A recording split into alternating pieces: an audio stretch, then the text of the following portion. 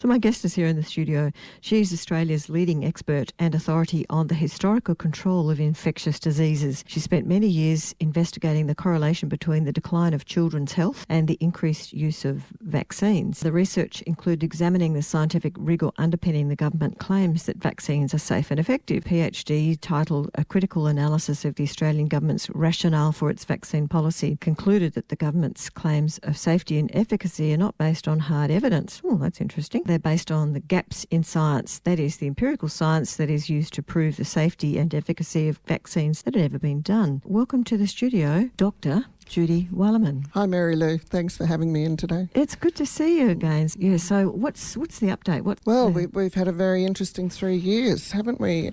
Where all medical ethics and principles have been turned upside down and, in fact, trashed completely in terms of informed consent to medication. Mm-hmm. So people have been, bribed to have what was called and labelled a COVID vaccination. And they were told that this COVID vaccination would prevent them from getting COVID disease and that it was safe and effective. Well, what we found over the 3 years is that, one, that it was an untested drug. It was still in phase 3 trials when Greg Hunt marketed it to the public, claiming it was safe and effective, when it had only been trialled by the Pfizer company themselves for 2 months. And then the trials were stopped and they fast-tracked the drug, this mRNA injection for the mark. So this is a drug, an untested drug. I mean, difficult for people to comprehend because vaccines are promoted in such a positive way. Most people don't understand that a vaccine is a type of drug. And in this case, this is a new class of drugs called mRNA that's modified RNA genetic technology. So we're using a genetically engineered drug, and it was promoted to the public as a vaccine, but this is not a vaccine. So what's the difference? What would a vaccine be? Well, a vaccine is a drug that prevents you getting the disease. Okay. And it was promoted to people by being told this would stop them getting COVID disease. We were told it would stop transmission of the disease, and therefore it was promoted as being for the community good. Okay. So the responsibility was put on the public to have this drug, which had not been properly trialled, to become a vaccine. To actually call a drug a vaccine, it must be tested for 10 years. And that's what the TGA... So have they changed the law to allow that to change? No law was changed. It was a fast-track drug that was falsely promoted to the public as a vaccine. And it's now well known. The Pfizer documents have been released because in the US, a Freedom of Information application was put in and it was taken to the Supreme Court. And these Pfizer documents industry was attempting to hide those documents for 75 years, but the judge said, no, that's not acceptable, and they've been released over the last couple of years. And it turns out that the Pfizer's own document, they knew when they put this drug on the market in January 2021 that it would not prevent COVID disease, and they knew also it was not safe. And it had never been tested for 10 years to actually prove that the benefits would outweigh the risks, you see. So to be a vaccine, the benefits must outweigh the risks. So some people have said to me, but even if it gives me 4% less chance of getting it, that's what they were... But there was no evidence that it would prevent you getting the disease. What they turned around and said was, they said that, in fact, the only efficacy that they looked at was if it reduced the symptoms. Now, that's a treatment, not a prevention. So when they talked about efficacy anyway, they were talking about reducing the symptoms. Now, but that wasn't how it was promoted to the public. They were told it would prevent them getting COVID disease, which was a serious virus, so we were told, and that it would prevent transmission in the community, and that you would be irresponsible if you didn't get it. But none of those statements were true, and they didn't have any evidence at the time to suggest it was reducing hospitalisations and death. And as it turns out, Mary-Lou, this information was provided to me yesterday over the year and a half that the COVID so-called vaccines were being promoted to the public. We've now had a 42% increase in need for medical services. So that's evidence that the hospitalisations in fact increased in direct correlation to the rollout of this so-called vaccine. This rhetoric where the doctors have been telling the public, but it will reduce the symptoms, there was never any evidence for that claim. And the opposite is true. Our hospitals are under pressure because of this huge increase in cancer, seizures, heart attacks, blood clots, infertility, and neurological Are you damage. linking that to this mRNA injection. Absolutely, because the government has been telling the public that this is long COVID. Now, but the fact is that 99% of people that have this so-called long COVID are vaccinated. It's not the unvaccinated that are arriving at the hospitals. We have a pandemic of the vaccinated, and people like Dr.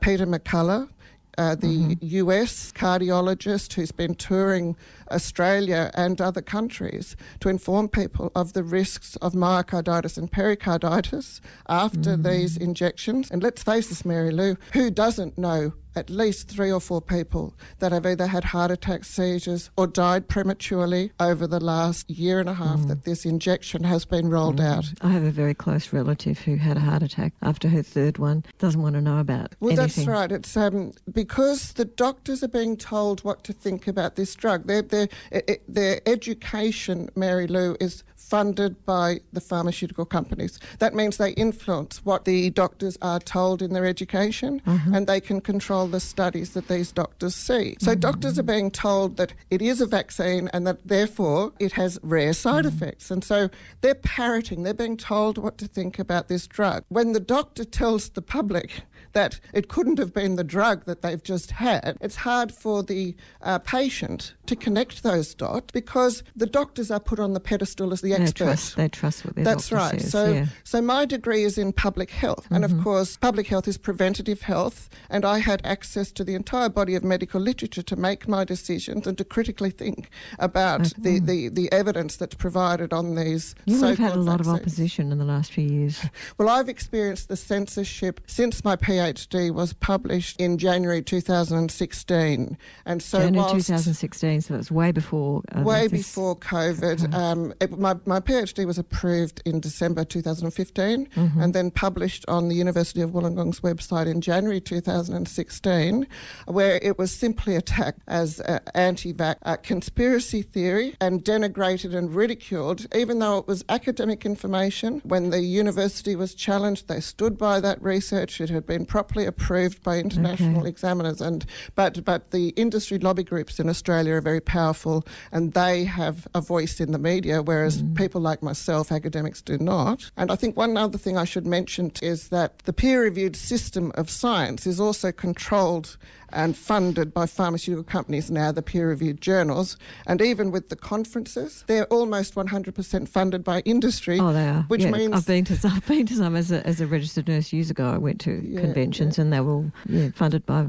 What that means, Mary-Lou, is that they can select out a perspective of the academic literature. So when I'd put in an abstract, since my PhD has been published, prior to that I was being accepted and presenting my work. But after that, at conferences, such as, for example, Australia's immunisation conference, it's actually run by the Public Health Association of Australia, but it's 100% funded by industry and the government. And so they're able to just say, no, we won't accept your abstract, but not provide a reason. So what I'm trying to say here is that the peer-reviewed system of science, this debating of academic science, is no longer, there's no integrity in it because people like myself don't have a voice to get it out. I ended up setting up a newsletter that I've been putting out for 10 years now, providing people with the academic literature, and my newsletter goes globally, so I've got a bit of a following. And last time you were here, you had how many thousands of copies of your book had been sold? No, this is my PhD that was published. PhD? Because of my newsletter. My PhD's now been downloaded 36,000 times, which is phenomenal. A PhD is normally, over its lifetime, downloaded about 600 times. 36,000. That's right. So 36,000 times, and it's worldwide. Yeah. Yes. Well, I'm fascinated because we recently got some information about misinformation and talking about misinformation on the radio, and it talks about things that you can't do, like you're not allowed to vilify anyone. You're not allowed to perpetuate hatred against. But people who weren't vaccinated were actually vilified and defamed, and they had a lot of hate speech from politicians, Mary-Lou, personalities. Anybody, any parent who questioned the risks of vaccines, and we're going back now 2 to 3 decades, the media would immediately label them with this word anti-vaxxer. And it's a derogatory word, it's hate speech, because it's actually irrelevant to this debate. It's not actually, it shouldn't be even part of this debate. I can tell you I know no parent that has come from this questioning vaccines that has come from an anti-vaccination position. People are looking at the risks and benefits for each vaccine. The word anti-vaccination shouldn't come into it, and it is hate speech. Even the ABC and other stations, their conduct policy states that you're not allowed to denigrate and vilify the messenger and attack them, but they've allowed industry lobby group to use this word anti-vaxxer, and that prevents critical thinking, Mary-Lou, because it's become so derogatory that people don't want to be considered an anti-vax, and yet they're the people that are looking at the risks and benefits of the vaccines, which is what you're meant to do if you're following the science. You're questioning the science. Questioning, I like that, rather than somebody said, yes, following the science is one thing, but actually, was it Dr. Asim Malhotra? Well, I've been saying for a long time, Mary-Lou, because it's not science if it's not scrutinised. Yes. So there's no such thing as following the science. This government slogan of following the science is complete garbage, and Norman Swan shouldn't have been allowed to, make these sorts of claims. It's not science if you can't question it. It's indoctrination. So there's no such thing as following the science. Indoctrination. You need debate of the different perspectives, and all the new evidence that comes up over the years needs to be debated. You don't have that consensus. I've noticed recently that you actually are not allowed to debate certain things these days. As you said, the word anti-vaxxer, I'm also finding more recently the word racism is something that people would throw at you as well if you said something. So it's almost like being politically correct, and the LGBT... I mean, I'm going off on a tangent now, but anything that doesn't follow what government or certain people want to say, they will then vilify and defame you and they'll label you with one of those words. That's correct, Mary-Lou, because what they're doing is that we're in a culture now, and we've been in it for at least two decades, a culture of bullying whereby you're being told what to think. So they've politicised the science, and the proper debate of science is not happening. As I said, even in the conferences, you're not getting different perspectives any longer. It's groupthink. And so the culture has been to tell doctors what to think in their education. So even the word anti-vaxxer and conspiracy theorist is even being used in doctors' education. They're told that any parent that questions a vaccine or is an anti-vaxxer. And of course, that ends the conversation, and it prevents people critically thinking about this being a medication. It's an injection, and the chemicals are injected into the body, so the risks are even more than if you digest, a medication. Serious way of preventing debate and critical thinking about a medication. Come back and chat more to Dr. Judy Wilyman, who's my guest in the studio. And Judy, I wanted to, first of all, to ask you, you started off as a science teacher, is that correct? That's correct. Yeah. And what led you to write this incredible book and your PhD on vaccination? Yes, well, as a science teacher in the schools, it turns out my time in the schools was quite timely, because I started teaching in 1986 and I started my university masters and PhD in 2000. So I was in the schools for a decade and a bit. Okay. And in 1986, you might remember that that's when Ronald Reagan removed liability from the pharmaceutical companies for any drug that they put on the market that you call a vaccine, that they called a vaccine. Oh. But at the time, of course, it wasn't well publicised. So I was teaching for 4 or 5 years.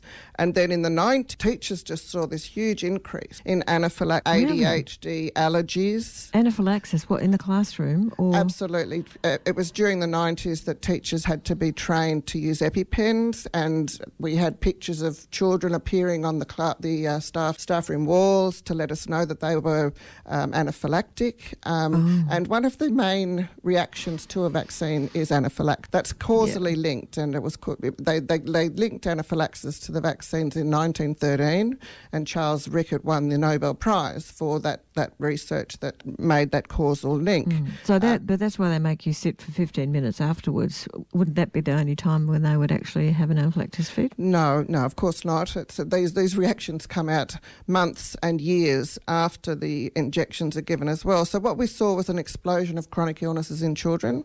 you'll notice if you look at the statistics, chronic illnesses, particularly allergies, increased 5 to 10-fold over the 90s. So these things were being observed, and the increase in ADHD, speech delay, other neurological disorders. And the reason for this, Mary-Lou, is that we all have a different genetic makeup. Previously, before the no jab, no pay and play, vaccines were only ever given by your doctor. You needed your family history to be taken into account, and there were many contraindications to actually getting a vaccine. That was right up until the 90s, actually. And then in 1990, after they removed liability from these drugs for the manufacturers, so they had indemnity for any harm caused by their drug. This happened in 1986. That meant they were no longer feeling they needed to prove safety before they were put on the market, and many more vaccines were put on the market through the 90s and in the 2000s. You've noticed the vaccine program expanded from about 7 or 8 in 1990 to now 16 as the recommended. That's Australia, but in the United States it's about 60 or 70, isn't it? Well, what we're talking about here is vaccines against certain diseases. So, for example, by 1990 we were using approximately 7 or 9 vaccines against 9 diseases. By 2015, when the no jab, no pay and play came in, we were recommending 16 vaccines on the National Immunisation Program. And what that means is that the children receive in Australia up to 52 doses between the ages of 0 to 14, 15. 52 doses, and as you were saying, in the US it's a little bit more than that. The doses they receive up to about 70 doses in those early years of life. And of course, particularly for kids between the ages of 0 and 5, that's when your body systems are developing. So all the chemicals that parents and even doctors aren't aware of in these so-called vaccines, they do interfere with the development of your respiratory system, your immune system, your digestive system. And chronic illnesses have skyrocketed over the last 3 decades since the vaccination program expanded profusely. And I guess the coincidence here was, for me, being on the front line in the schools. One, I was there after liability was removed from pharmaceutical companies, and through the 90s I started to have my own children. So I saw how the vaccination program had expanded, doubled and then tripled over the next few decades. So what about if somebody was to say that the reason why there's more chronic disease is because people are living longer because of medical science? No, you see, and you'll also hear people say, but correlation's not causation, okay? Now, that's where the crime is, because what we do know is that a direct dose-response relationship between, a disease and a vaccine or a medical intervention is a strong sign of a causal link. So with causality, there's about 9 criteria, and the strongest sign of a causal link is your direct dose-response relationship.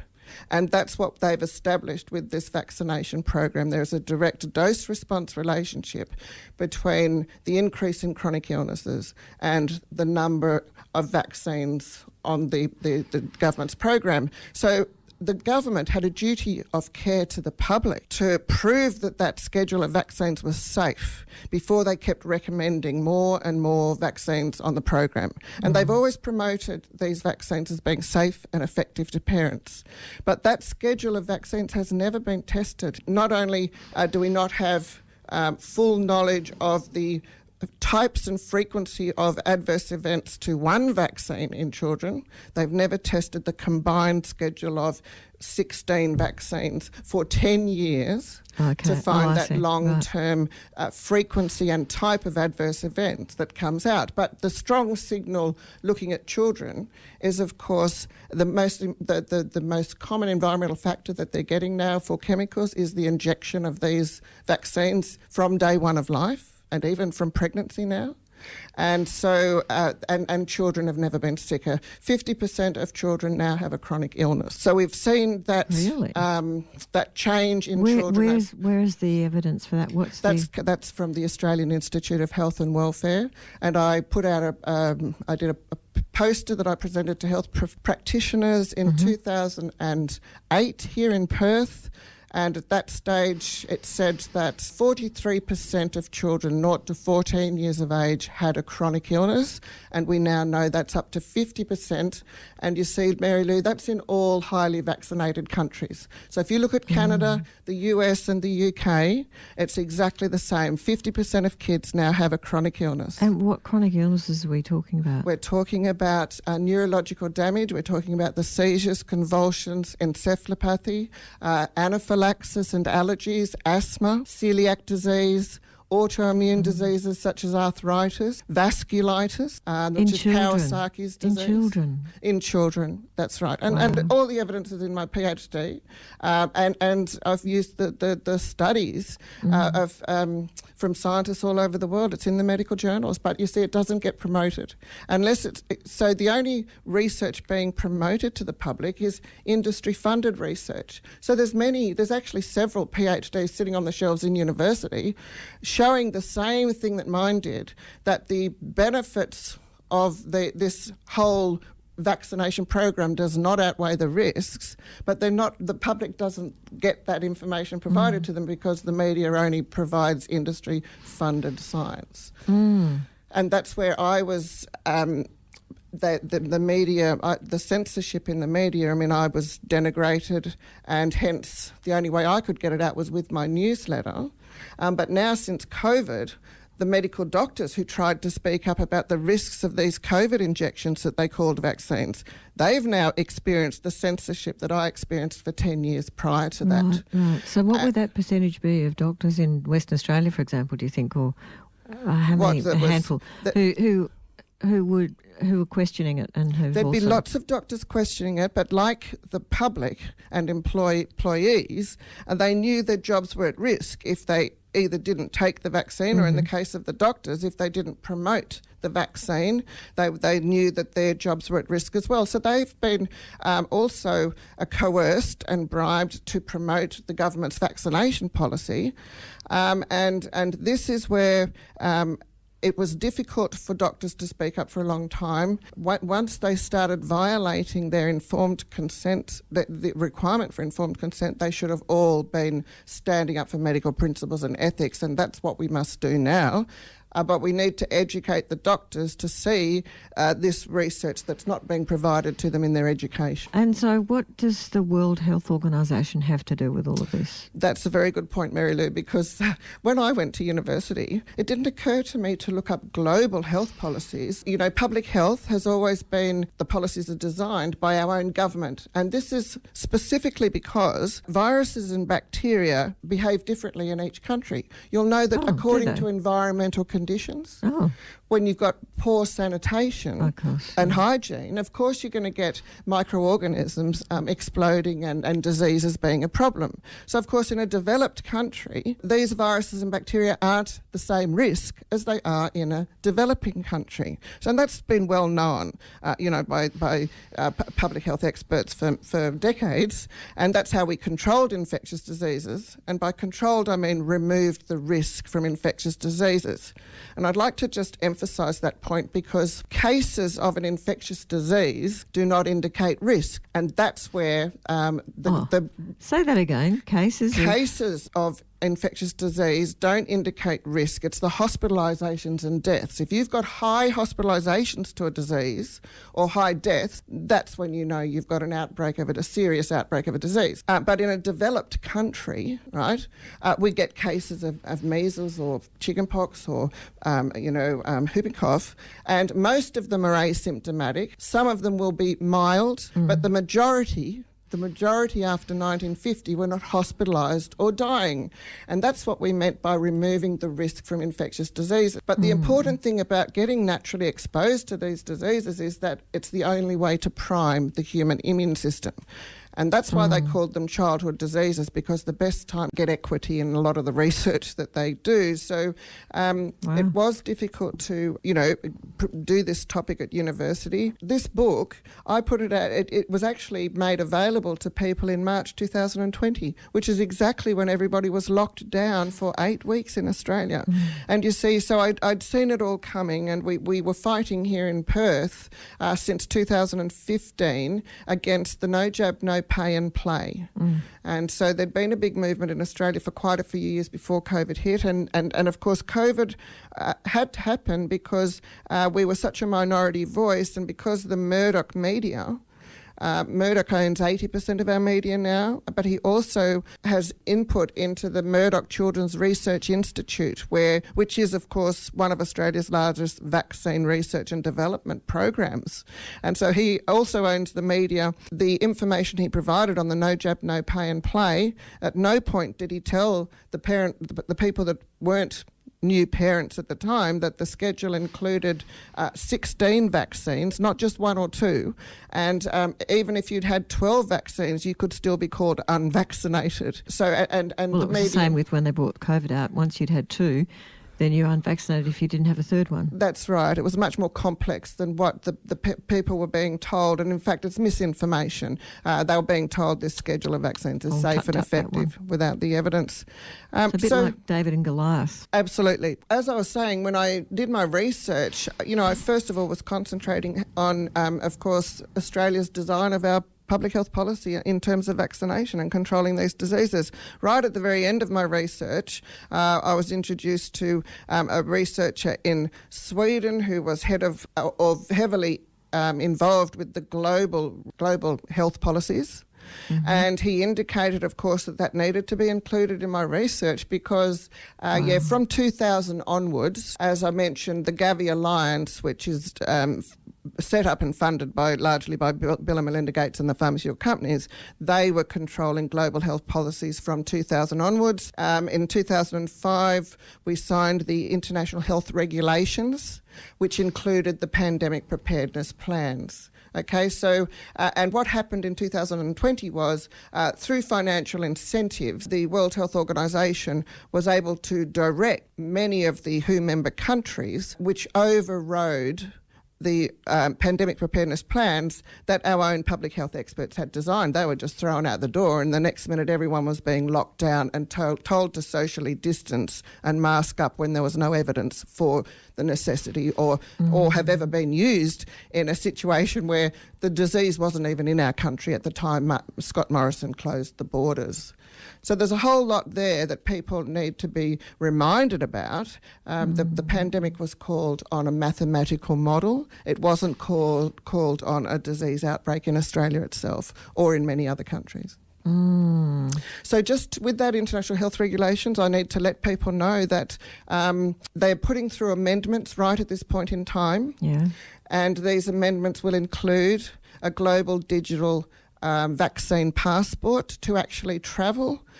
This agenda is now in place. So whilst everybody thinks the vaccine mandates have been removed, what's actually happened in reality is we've now got groupthink in the workplaces. People's vaccination status is largely known now, so employers can select against an unvaccinated person. And I know in hospitals, for example, some treatments are still requiring that a patient has 2 or 3 or 4 of the COVID so-called vaccines. Yep. This hasn't gone away. It's actually now entrenched in the sense that groupthink is in place, and the people that have been allowed to stay in the workplace, they're the ones that complied with the government, and there's no judgment there because they weren't given information that enabled them to fight it. It was all presented as being in the community good. But on top of that, you've got people in there that actually gave the appearance they complied. So not everybody has actually been vaccinated that the government's telling people has, but we now need those people that are aware they were coerced into an untested drug. They must start speaking up. We need to speak up, and I'll tell you the excess death figures that Australia has. That was interesting because I was at the medical convention with Dr.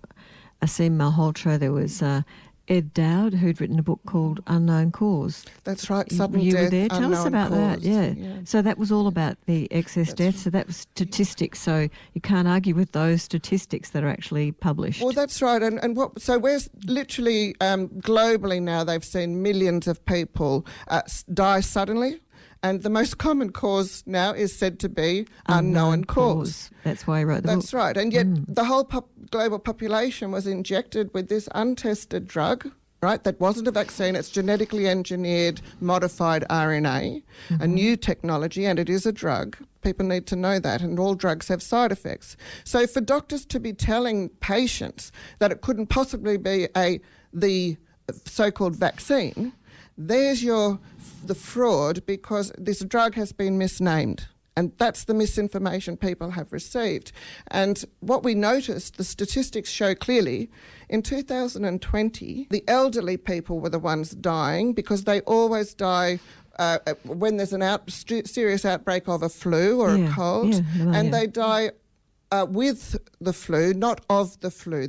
It's their comorbidities that causes that flu virus to then cause the death. Well, it was the old people's friend. That's right. And so prior to 2020, the death certificate actually would put down the cancer or the stroke or the heart attack that was known to be the underlying cause, because the flu was just the last straw. It wasn't what they were dying of. And so in 2020, in Australia, we had 141,000 total deaths, and that was in line with previous years. By 2021, that had gone up to 149,000 deaths, and by 2022, if you remember now, the so-called vaccine was rolled out in January 2021 to 2022, when the second, third and fourth doses were administered.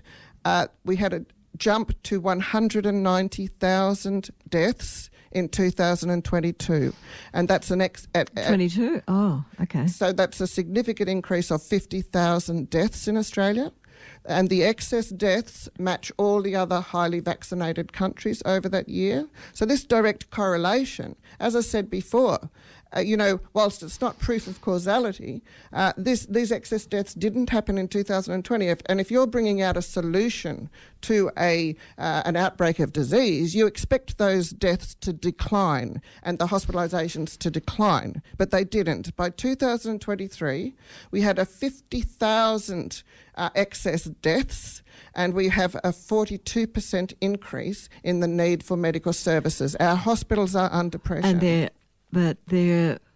they're actually talking about that as it's a result of their disease called COVID. Long COVID. So they're calling it long COVID. Okay, so let's unpack that one. Okay. As I said before, 99% of people that are being hospitalised and diagnosed as long COVID, they're vaccinated people. So again, you haven't ruled out that it's not the drug, so-called vaccine, that has caused the injuries that they're being admitted for. And if I could just explain, when people are admitted to hospital and they're given that PCR test or even the antigen test, it identifies the family of coronaviruses. It is not specific to SARS-CoV-2, the coronavirus 2019 or its variants. It is the family of coronaviruses, and coronaviruses are very common. They cause the common cold. Common colds and flus are caused by coronaviruses.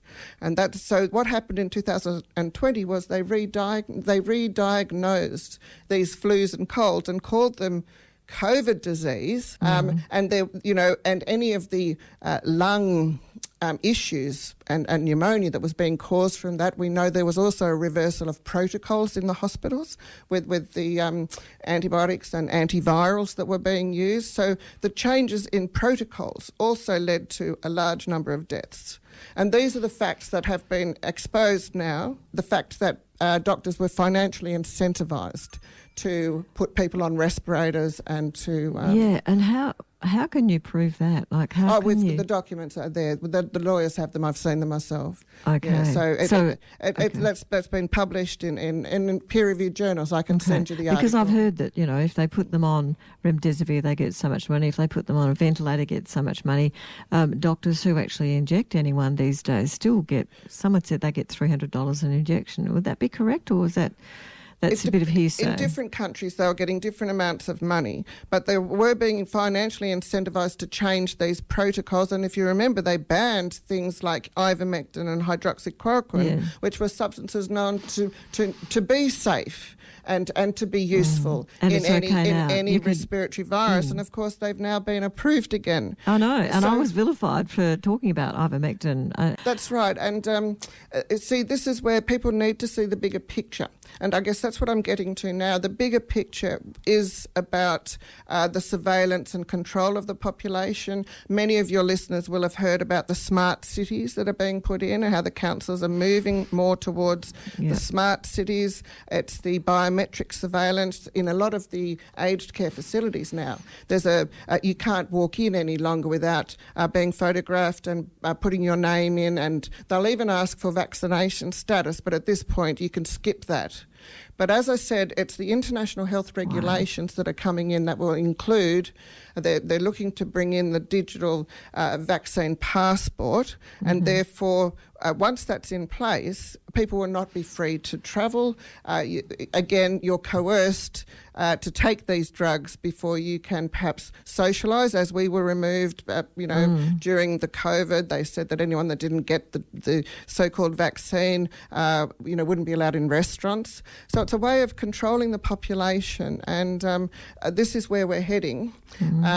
What I would like to emphasise to the audience is Australia needs to exit the WHO because these amendments that are being put in place, they will enable an unelected body to now govern Australia and any other country that's signed up to the WHO international health regulations. And that is giving our sovereignty away and our bodily autonomy. We as citizens will no longer have influence in how an emergency situation is controlled in Australia. So what about the people who actually were coerced and went along with everything and believe everything that the government would tell them? And they did a lot of that out of fear. How would they be feeling, do you think, now with getting the information that you're telling us that could make them even more fearful? This is right. It's a very hard situation, and that's where the mental health, if you think about the people that chose not to have this drug, this so-called vaccine, we were bullied and coerced at the time, and mentally, everybody in Australia now is largely suffering. If those that had to make that split decision overnight to either lose their job or to take a drug, that does affect you. See, coercion doesn't have a place in health promotion. You would know that, Mary-Lucille, because to promote good health, it's got to be the person's informed consent. Any coercion puts stress on the individual, and if they didn't want it, then stress makes a person sick as well. And now, so we have the coerced with mental health problems now, and we've also got the so-called unvaccinated. And you'll know, Mary-Lucille, that they've now admitted that the natural immune system is much more effective than, of course, the drug that was stated to be a vaccine and is now known not to prevent any COVID or transmission. In fact, the third highest side effect of having had a COVID injection vaccine is getting COVID itself, and that's why there's been an increase in COVID hospitalisations of 5,500% since the vaccine, so-called vaccine, was rolled out. Now, that's the statistic from the Australian Institute of Health and Welfare and the ABS, which has just been published in a report on the website called People for Safe Vaccines. So if people want to follow any of this information up that you've just given us here, go to peopleforsafevaccines.org. Okay. And we have a team of statisticians and lawyers who have been exposing the obfuscation that's happened with the government statistics and the lack of transparency, even in some of the Australian Institute of Health and Welfare presentation of these statistics. So we do have now people who are looking at the public interest and trying to uncover a lot of that lack of transparency in the statistics we've been provided with, because the misinformation has been coming from the government and the media, and they've literally turned reality on its head. It's like George Orwell. Well, I'm surprised. I'm not surprised. I'm flabbergasted that you can remember all this information, that you've got this all in your head, and yet Mark McGowan said of people who are unvaccinated to go grow a brain. Well, this is it. You see, double standards, isn't it? The hate speech was coming from the government all the time, and that's why it worked. There was a double whammy because people were made so fearful of the virus when, in fact, what people need to know is, as I said before, the microorganisms are in us all the time and we don't get sick because it's an ecology. We live in balance. So that fear through the media, plus that denigration if you were an anti-vaxxer. It stopped people actually being able to connect the dots. And even today, when the doctor says to them, as I said previously, oh no, your heart attack or stroke or cancer can't be from this vaccine, that of course is preventing the person connect the dots because they're supposedly the expert. But if I could get people to remember that doctors are being educated with pharmaceutical funding, and that they're not seeing a lot of the literature that the rest of us have access to, and of course the censorship now and the denigration of myself and any other public health expert that speaks up, or doctor even. People could go to the Australian Medical Professional Society website, because they're the doctors that are exposing the censorship. It's and they're short giving for AMPS, AMPS. AMPS, Australian Medical Professional Society, and they will hear exactly the same information that I'm providing to you today as well from the medical doctors that are being brave and now standing up. And we need to overturn this. Everybody needs to assist in educating the doctors with information. Informed consent to any medication is essential if you want a healthy population. Once that's violated, it's a sickness industry. You're actually creating more sickness and death. Well, because then you have to have a drug to heal people, and then you get more money from making the drug. Sorry, and drugs have side effects. All drugs have side effects. I'm quite cynical when it comes to things like that. And having been a registered nurse for 50 years, I saw a lot of things, and I just couldn't go along with it anymore. And that's right. And as Dr. Asim Malhotra, he had already researched the statins and knows that the risk-benefit equation for statins wasn't what it was presented to the public. So I think it's wise of everybody to do their own research and to recognise where their information's coming from, and all the conflicts of interest that are now in our government and the World Health Organisation that is preventing objective science. Well, he was discredited as well, wasn't he, Dr. Malhotra? Now, he was a cardiologist. He is a cardiologist. He wasn't discredited, but there's a pharmacist in Hamilton Hill that told some people where we were dropping off pamphlets that he was discredited. No, he hasn't been discredited, but what the medical profession does is they say that's the doctor's personal opinion. Okay, so we have a medical board now that is also... The medical board that we have in Australia is the Australian Health Practitioners Regulatory Authority. Yeah. And what we have discovered is that it's a corporate board. It's not a government board, which it's been presenting itself as a government body. But it's now been proven that it's a corporate body. It's protecting corporate interests, not the public interest. And that's where informed consent was allowed to be violated. False information was presented to the public and framed as being in the community good. And of course, we all have our trust in these institutions and bodies, and we now have to recognise that there is corruption in these organisations and that the government has not been telling the truth for 3 years. We need to speak up as a collective, otherwise this will happen again. The world, as I said, we must exit the WHO before November, because the International Health Regulation amendments will come into play in November, and they do not have to be discussed in our Parliament because we're already signed up to the International Health Regulations.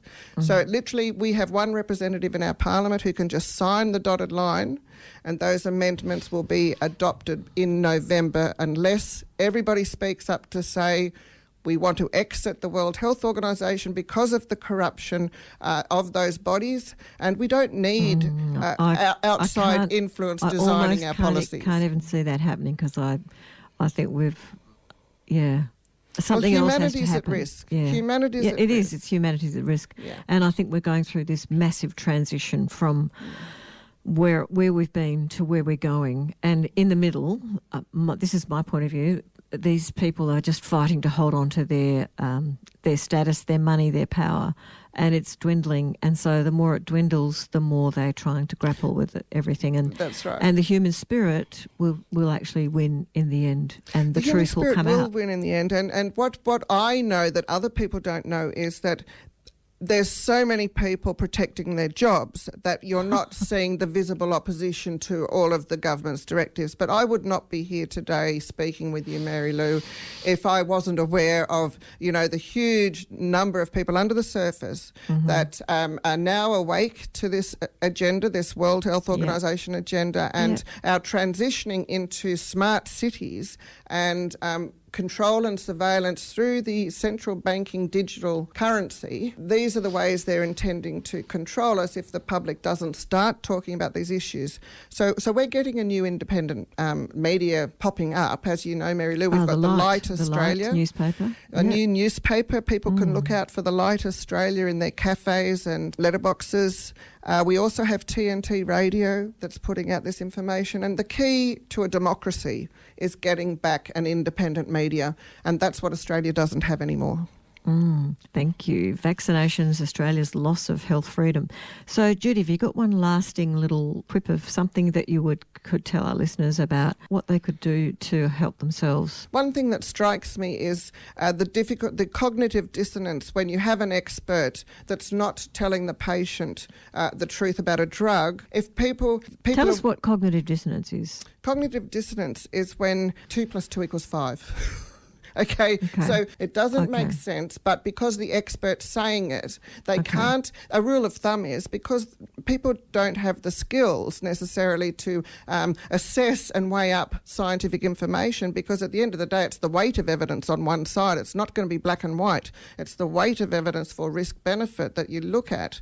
And most people have a rule of thumb, well, I've got to believe the experts because, they don't have time or the inclination to look at it. True. There's so many political issues to look we're in at. Such a fast busy. So that's where we're at. And if I could just say to people, they're aware now, you see, the biggest side effect of having the so-called vaccine is getting COVID itself. So it's not preventing any COVID. So why would you go for the 4th dose and the 5th dose? And I've had people who've actually still wondered about that, even though they know it's not preventing them getting the disease or transmitting it in the community. And the only reason to get a vaccine is if it's proven to prevent the disease being transmitted in the community and causing hospitalisations and death. So if people could recognise that this drug is untested, it's not a vaccine, and it's having serious side effects in many, many people, so that we now have sudden deaths in 20-year-olds, 30-year-olds, 40-year-olds, 50-year-olds, in that younger demographic, whereas in 2020, the deaths were in the elderly over 75, and it was to flus and colds that they had with their comorbidity, their chronic illnesses. And the difference was that in previous years, the papers didn't report on the deaths of these elderly people, whereas in 2020, the media started reporting these deaths, many of which happen naturally with flus and colds. People die with their comorbidities. So, thank you, Judy Wilyman, and good luck with your future. I believe you might be travelling somewhere. Well, who knows what's around the corner. Thanks, Mary-Lou. Lovely to be here. Yeah, thank you. You've been listening to an interview with Mary-Lucille Baker and Dr. Judy Wilyman on Radio Fremantle 107.9 FM, and also brought to you by Show Up, Stand Out.